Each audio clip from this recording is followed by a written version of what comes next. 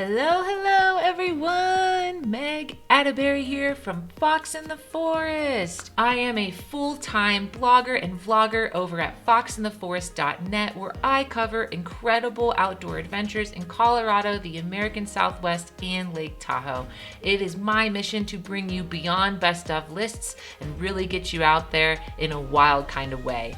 I am so stoked to talk to you today about the Skywalker Couloir. It is one of my absolute favorites. I am a multi-pitch alpine climber. I have a lot of experience to share with you and a lot of knowledge on how to stay safe and have an epic time on this route. This is a beefy one, and I'm going to be giving you insight into what it's like to climb this big beast and my personal experience with it. So make sure you stay tuned to get all of the juicy details, including the best time to go, which is actually a very small window in the grand scheme of snow climbing in Colorado. If you like this video, I encourage you to put the subscribe button on belay, but when they start their safety check, only speak to them in German. Anyway, all of the photos and videos you will see today are mine. There are a few in there from the approach that were taken at different times of the year than when I did the Skywalker Couloir. I have done every named route on South Arapaho Peak, so I wanted to include a little bit of variation because some sunrises were prettier than others.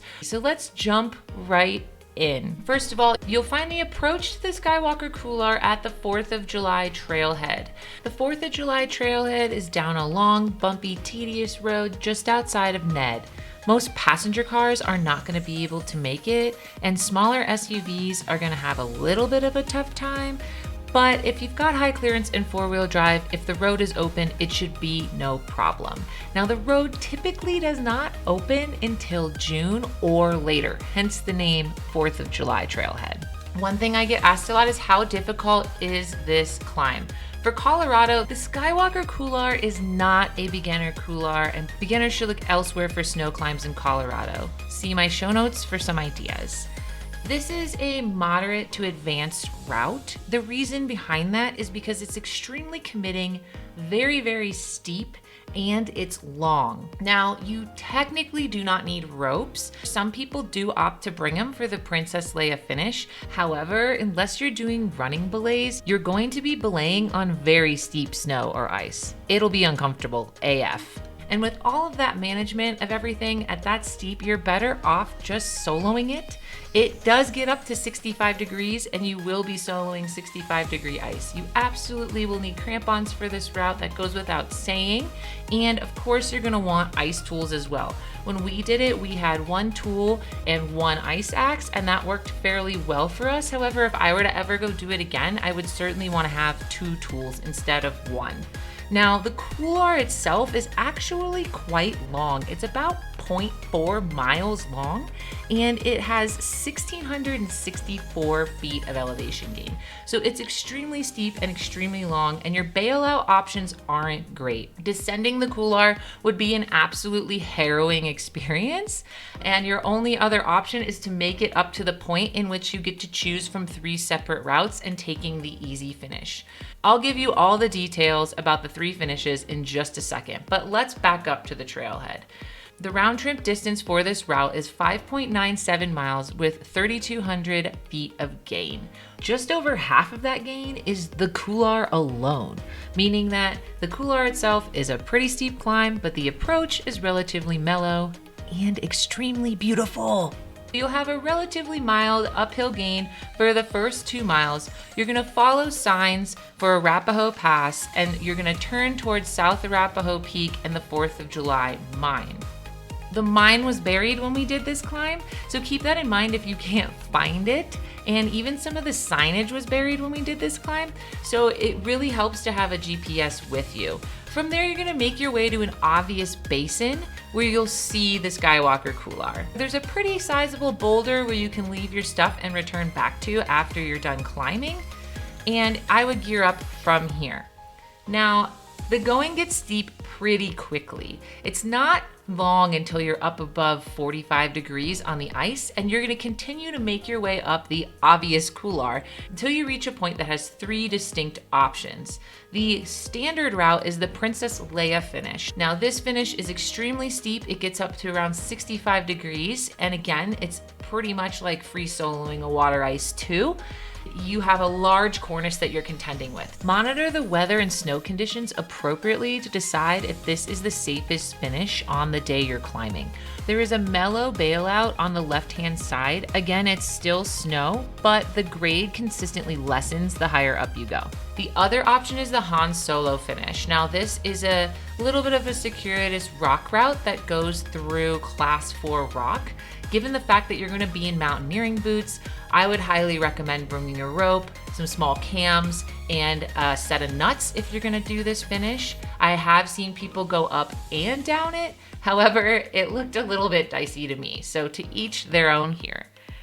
A real quick note for anyone who's looking to ski this couloir, there is an extremely deep runnel that bisects the couloir and forms every year. It was about 6 feet deep when we did it. It's certainly a hazard, and it's going to make the couloir even narrower for skiing. Once you reach the top of the couloir, no matter which route you decide to go up, you will need to head to the right, up a gentle Class 1-2 slope to the top of South Arapaho Peak, and from there you can descend the standard route down South Arapaho Peak. Now, a bit of a note here. We did this in near perfect conditions. We had a really nice overnight freeze. It was pretty cold for the time of year. It was absolutely awesome in the couloir. As they say, accidents mostly happen on the descent, and that day was no exception. We decided that instead of descending the standard route off of South Arapaho Peak, we would take a shortcut to avoid going away from our bags and instead headed directly down towards them. There were a few snowfields to navigate, and we thought we could safely glissade them, but since the snow was still pretty hard, I actually ended up having to self-arrest a couple of times, or else I would have tumbled into car-sized boulders. Yep, I just almost died doing this. Like, legitimately almost died. I almost got out of control twice, and I almost went into a pile of rocks. And I've just been doing it again and again and again because #mountains. Now, that was an extremely scary experience, especially being so exhausted from the upward climb. It's honestly just better to take the standard route and add the extra mileage to your day. So when is the best time to climb the Skywalker Couloir? There is a very small window to get pristine conditions on this peak. Sometimes you'll get lucky if we had a really major epic snow year. However, usually the first or second week in June is the best window for this climb. There are several factors at play here. First, Colorado's snowpack is notoriously unstable, and the Colorado snow climbing season is short to begin with.